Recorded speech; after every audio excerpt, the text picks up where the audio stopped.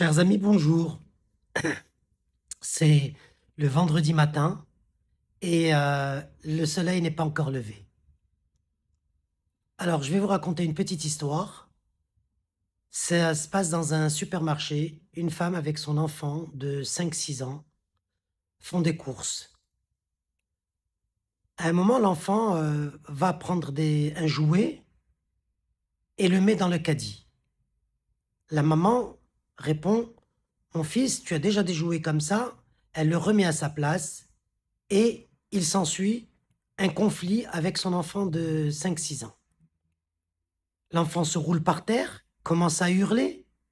La femme a honte. Et qu'est-ce qu'elle lui répond?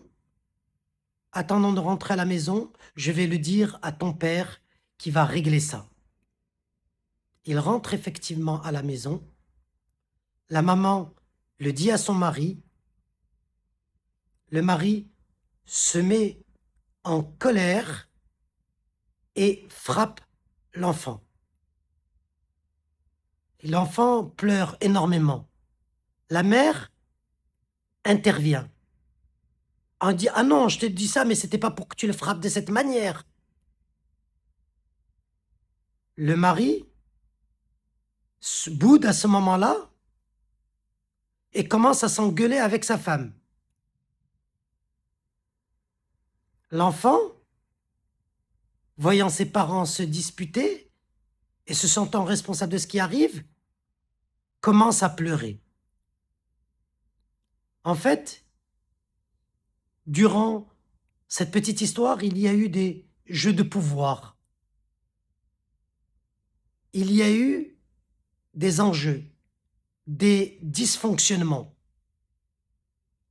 Et souvent, ce qu'on appelle le triangle dramatique ou le triangle de Karpman est toujours opérationnel dans nos rapports avec les gens.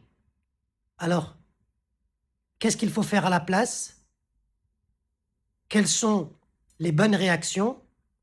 Je vous invite à me suivre dans la seconde partie qui se fera demain.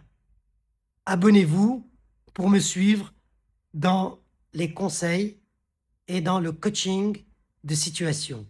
Je vous dis à bientôt.